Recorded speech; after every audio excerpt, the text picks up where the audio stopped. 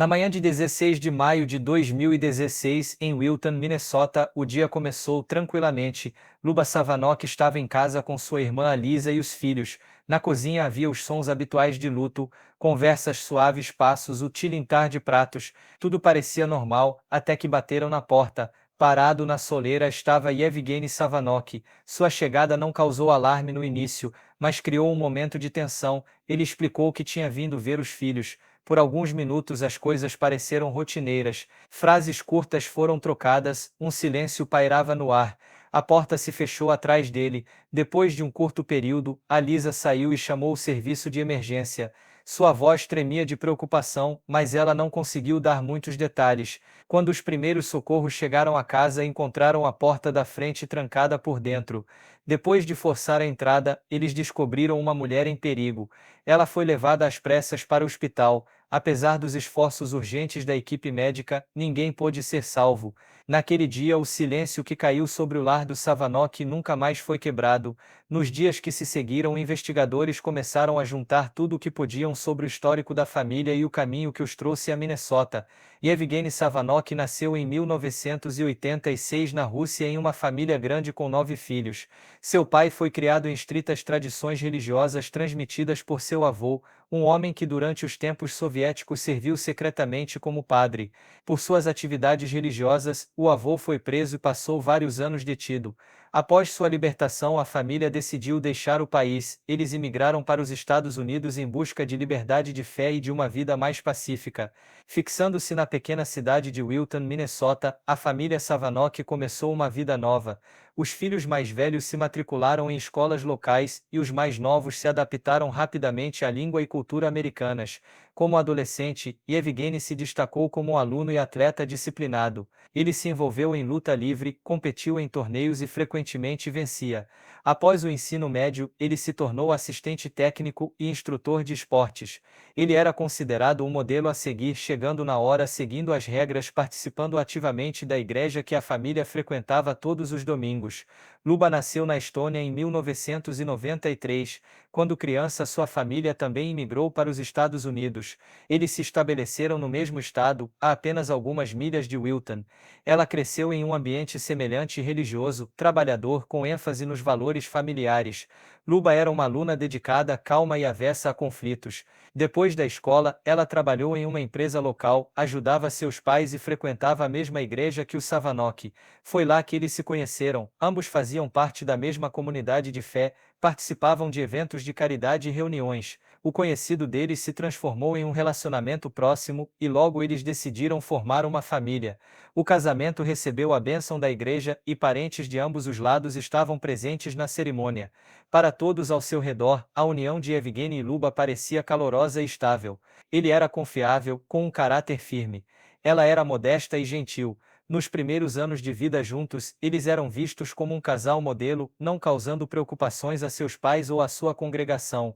Mas sob a superfície daquela aparente calma, uma força invisível estava crescendo, uma que ninguém suspeitava: a educação religiosa rigorosa, o ensinamento da submissão e a crença na autoridade do homem no lar se tornaram parte da fundação sobre a qual seu relacionamento se apoiava. Mais tarde, foram precisamente essas crenças que moldaram como Yevgeny via a si mesmo e aos outros, e como Luba tentava viver sua vida ao lado de um homem a quem ela havia confiado tudo. A realidade do casamento de Luba e Yevgeny Savanock acabou sendo muito diferente do quadro esperançoso que seus amigos e familiares haviam imaginado. Em apenas alguns meses, ficou claro que o relacionamento deles era construído no controle, não na parceria.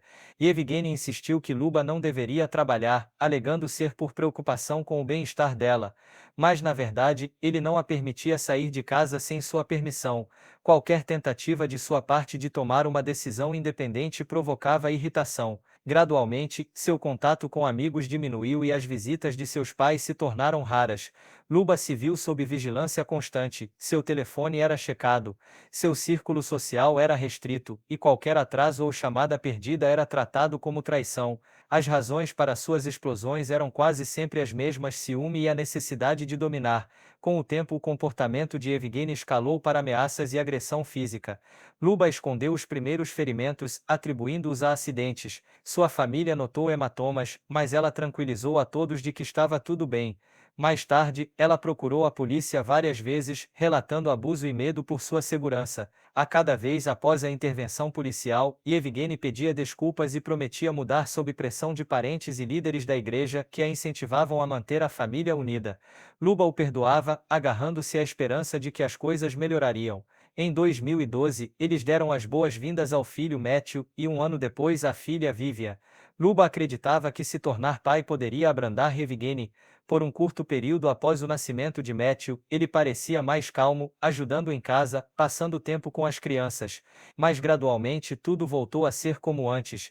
Yevgeny começou a beber muito e, sob a influência do álcool, frequentemente perdia o controle. As menores coisas podiam irritá-lo. Ele gritava, quebrava objetos, fazia ameaças e, mais tarde, agia como se nada tivesse acontecido. Quando Luba tentava procurar ajuda, Yevgeny a pressionava a retirar suas queixas. Ele usava as crianças como chantagem, dizendo que sem ele, elas perderiam a família. Com o tempo, o medo se tornou parte da vida cotidiana. A casa que deveria ser um porto seguro se transformou em um lugar onde ninguém podia prever quando viria a próxima explosão. Em meados de 2014, a situação havia saído do controle, e Yevgeny mal escondia mais sua dependência do álcool. Ele chegava tarde em casa, frequentemente com raiva sem motivo claro. Membros da família procuraram o pastor, esperando que sua influência fizesse a diferença, mas seus esforços não deram em nada. Para os de fora, os Savanok ainda pareciam uma família estável e frequentadora da igreja, mas a portas fechadas, a tensão preenchia cada canto de seu lar. Luba tentava manter as coisas parecendo normais pelo bem dos filhos, contudo, no fundo, ela sabia que a vida que eles tinham antes havia acabado. Quando a tensão finalmente se tornou impossível de esconder, Luba tomou uma decisão que temia há anos. Ela procurou ajuda. Após uma das explosões de Yevgeny, ela ligou para o serviço de emergência. Naquele dia, ele gritou, atirou objetos e a empurrou para o chão, ameaçando ensiná-la a ser obediente. Policiais documentaram o incidente e um juiz concedeu uma ordem de proteção temporária, impedindo Yevgeny de se aproximar de sua esposa. Para Luba foi o primeiro passo real em direção à liberdade, mas também marcou o início de uma nova pressão. Poucos dias depois, representantes de sua igreja foram visitá-la. Um dos diáconos e o pastor insistiram que uma família cristã deveria resolver seus problemas dentro de casa. Eles falavam sobre paciência, humildade e o dever de uma esposa de perdoar. Para eles, chamar as autoridades era um ato vergonhoso que refletia mal na congregação. Luba tentou explicar que temia por sua segurança e pela das crianças, mas as únicas respostas que ouvia eram frases como, a fé cura e uma verdadeira esposa salva seu marido através do amor. Durante esse tempo, Yevgeny ligava para Luba todos os dias instando-a a retirar sua denúncia. A princípio ele prometeu que mudaria, mais tarde o tom mudou. Ele avisou que se ela não retirasse a ordem de proteção, as coisas terminariam mal. Logo as ameaças se tornaram mais específicas. Ele disse que machucaria ela e sua família se ela não parasse de envergonhar o nome dele. Os pais de Luba imploraram para ela não se encontrar com ele, mas seus mentores da igreja continuavam insistindo que terminar um casamento era um pecado. Sob essa pressão, Luba foi ao tribunal e retirou sua declaração. Os policiais a avisaram que isso poderia ser perigoso, mas ela temia tanto o marido quanto o julgamento da congregação. Aos olhos de sua comunidade esperava-se que ela preservasse sua família, não importava o custo. Depois disso, Yevgeny voltou para casa. A princípio ele agiu de forma calma e atenciosa, mas não durou. Em pouco tempo, a agressão retornou. A cada incidente, a esperança de Luba por ajuda diminuía. Ela tentou falar com o pastor sobre seu medo, mas ele apenas lhe disse que o casamento é um teste, e que Deus nunca dá a uma pessoa um fardo que ela não possa carregar. Essas palavras quebraram os últimos pedaços de sua confiança. O sistema com o qual ela contava, tanto cívico quanto religioso, parecia estar do lado de seu marido. Luba parou de pedir ajuda completamente. Ela não ligava mais para a polícia nem confiava em parentes. Cada novo conflito parecia inevitável. A igreja, que deveria oferecer apoio, em vez disso, reforçou sua impotência. Ela lentamente percebeu que qualquer passo que ela desse sem a aprovação do marido seria visto como rebelião, e a frágil proteção que ela tinha antes havia desaparecido. Em meados de 2014, após mais um confronto violento, Luba pegou seus filhos e foi para a casa de seus pais. A decisão foi difícil, mas o medo finalmente havia dado lugar à exaustão. Com a ajuda de sua família, ela alugou uma casa pequena nos subúrbios e recomeçou. Ela conseguiu um emprego em uma imobiliária. O trabalho exigia encontrar pessoas e, pela primeira vez em anos, ela podia passar o dia sem escrutínio ou culpa. Luba levava as crianças para a escola, passava tempo com a irmã e começou a reaprender o que significava viver pacificamente. Sua família notou como seu sorriso estava voltando. Ela começou a fazer planos para o futuro e falava sobre estabilidade e paz. Evgeny viu sua partida como traição. A princípio, ele ligava, enviava mensagens e aparecia em sua casa. Mais tarde, ele mudou de tática, enviando presentes por meio de amigos em comum, aparecendo na igreja, pedindo ao pastor para ajudar a restaurar a família. Logo ele lançou o que parecia uma campanha de redenção. Ele parou de beber, encontrou um emprego, começou a frequentar os cultos da igreja regularmente e contava a todos sobre seu suposto renascimento espiritual. Através dos filhos ele mantinha contato com Luba. Durante as visitas, ele trazia doces, pequenos presentes e falava suavemente, dizendo a ela que queria reconquistar sua confiança. Com o tempo, o tom dele suavizou, e o que antes era pressão se transformou em persuasão gentil. Ele escrevia longas cartas de desculpas, prometendo que tudo seria diferente, que ele era um homem mudado. Membros da igreja e o pastor exortaram Luba a perdoar. Eles lhe disseram que Deus não aprovava famílias desfeitas e que o arrependimento de Evgeny parecia genuíno. Até mesmo seus pais, vendo sua transformação externa, esperavam que, talvez pelo bem dos filhos, ela considerasse dar a ele outra chance. Após meses de hesitação, Luba concordou com o contato limitado. Eles começaram a se ver novamente, mas continuaram morando separadamente. Evgeny mantinha distância, falava calmamente e não interferia em seu trabalho. Seu novo comportamento parecia uma prova de que ele havia realmente mudado. E no final daquele ano, Luba decidiu dar a ele uma segunda chance. Após uma longa separação, Evgeny reentrou na vida de Luba no início de 2015. Desta vez ele parecia diferente. Ele não levantava mais a voz, havia parado de beber, oferecia ajuda com as crianças e pela casa. Em público, ele se apresentava como carinhoso, falando de fé, perdão, e como ele havia percebido os erros de seu passado. Para sua família e colegas de igreja, tudo parecia uma mudança genuína. Luba, exausta por anos de medo e isolamento, começou a acreditar que a paz poderia realmente ser possível. Ela permitiu que ele passasse mais tempo por perto e, eventualmente, concordou em deixá-lo voltar para casa. A princípio, as coisas realmente pareciam calmas. Evgeny conseguiu trabalho de meio período, frequentava a igreja regularmente e até se juntava a Luba durante os cultos de domingo. As crianças ficaram emocionadas por ter o pai de volta. A atmosfera em casa parecia estável pela primeira vez em anos, sem conflito constante, sem ameaças. Luba começou a acreditar que eles poderiam reconstruir como família. Em novembro de 2015, ela descobriu que estava grávida de seu terceiro filho. Para ela, era um sinal de um novo começo. Ela acreditava que desta vez seria diferente, que ele não voltaria a ser o homem que era antes. Mas a calma não durou. Em apenas alguns meses, o comportamento de Evgeny começou a mudar novamente. Começou com pequenas reclamações. Ele não gostava de como Luba gastava dinheiro, com quem ela falava ou quanto tempo ela dedicava às crianças. Depois vieram as acusações e o comportamento controlador. Ele limitou sua comunicação, proibiu-a de ver amigos, checava seu telefone e a acusava de desrespeito. Qualquer desentendimento se transformava em uma discussão acalorada. À medida que o relacionamento se deteriorava, o mesmo acontecia com sua sobriedade. Evgeny começou a beber novamente. Luba tentava evitar o conflito, mas a pressão continuava aumentando. No início de 2016, um desses episódios escalou para a violência. Evgeny a agrediu fisicamente, apesar de saber que ela estava grávida. Ela denunciou o incidente às autoridades. A equipe médica documentou múltiplos hematomas e sangramento interno, o que colocou a vida do bebê em sério risco. No mesmo dia, Luba recebeu uma nova ordem de proteção, proibindo Evgeny de se aproximar dela ou das crianças. Ele foi preso e mantido sob custódia. Durante o interrogatório, ele negou a responsabilidade, dizendo que foi apenas uma discussão e que ele nunca teve a intenção de machucar ninguém. O tribunal o libertou sob uma fiança de $3.000 com a condição de que ele comparecesse a uma audiência futura. Após sua libertação, ele ficou temporariamente com seu irmão. Apesar das preocupações de sua família, Luba não o impediu de ver os filhos, desde que um parente supervisionasse.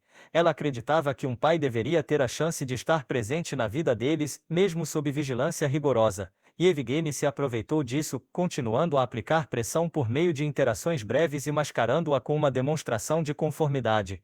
Suas visitas com as crianças gradualmente se tornaram oportunidades para interagir com Luba novamente. Sua família avisou que mesmo o contato limitado poderia ser perigoso, mas ela esperava que isso evitasse outra explosão. A gravidez foi difícil. Após o ataque, ela precisava de descanso, mas o estresse constante estava cobrando seu preço. Na primavera, sua saúde havia se estabilizado um pouco. Embora emocionalmente, ela ainda estivesse tensa. Aqueles próximos a Luba entenderam que a ameaça não havia desaparecido, apenas havia se acalmado. E Evgeny estava esperando por uma chance de recuperar o controle, e o sistema que o libertou sob fiança, na verdade, permitiu que ele se aproximasse de sua vítima novamente. A frágil paz não durou. Por fora, a família parecia normal. Mas a portas fechadas, tudo estava caminhando para outra tragédia. Uma que ninguém impediria a tempo. 16 de maio de 2016, manhã. A casa de Luba Savanok ficava nos arredores de Wilton. Lá dentro, as coisas pareciam pacíficas. As crianças estavam brincando na sala de estar enquanto Luba e sua irmã Alisa preparavam o café da manhã na cozinha. Nada indicava que o dia terminaria em devastação. Por volta das 9 da manhã, um carro parou na casa. Era Evgeny Savanok. Ele disse que veio passar um tempo com as crianças. Luba concordou em deixá-lo entrar. Alisa imediatamente sentiu que algo estava errado. O comportamento de Evgeny estava tenso. Sua fala era lenta, seus olhos desfocados, seus movimentos desajeitados. Testemunhas diriam mais tarde que ele parecia estar sob a influência de álcool. Apesar disso, Luba tentou manter a calma. Ela pediu à irmã para não intervir e deixar as crianças brincarem com o pai no quintal. Poucos minutos depois, Evgeny voltou para dentro, e uma conversa entre ele e Luba rapidamente se transformou em uma discussão acalorada. As vozes aumentaram. As palavras ficaram ásperas. Alisa, percebendo que as coisas estavam fugindo do controle, saiu e chamou os serviços de emergência. Ela disse ao atendente que sua irmã grávida estava dentro com um homem que estava agindo agressivamente. Enquanto esperava a polícia chegar, ela ouviu gritos vindos de dentro da casa. Então veio o som da porta se trancando. Alisa tentou voltar a entrar, mas foi inútil. E Evgeny havia selado a entrada. Minutos depois a casa ficou em silêncio. Então ele saiu, segurando as crianças pela mão, e as levou calmamente para seu carro. Alisa correu para os vizinhos para pedir ajuda. Quando os policiais chegaram, a casa ainda estava trancada. Depois de forçar a porta, eles encontraram Luba Savanok. Ela havia sido vítima de uma agressão brutal. 12 facadas, a maioria delas concentradas em seu peito e abdômen.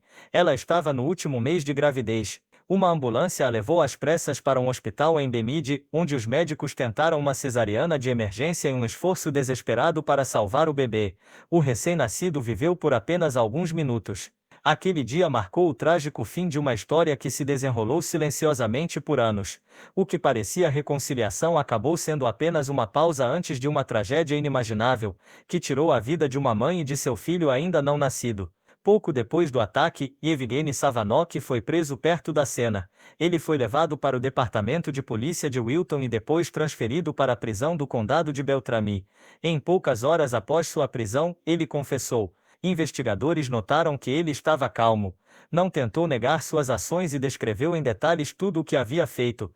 Ele admitiu que o ataque foi premeditado, que ele estava pensando nisso há meses e não conseguia aceitar que Luba havia realmente o deixado para sempre. Quando perguntado sobre seu motivo, Evgeny disse que se sentiu traído e roubado de sua família. Em nenhum momento durante o interrogatório ou depois ele expressou remorso genuíno.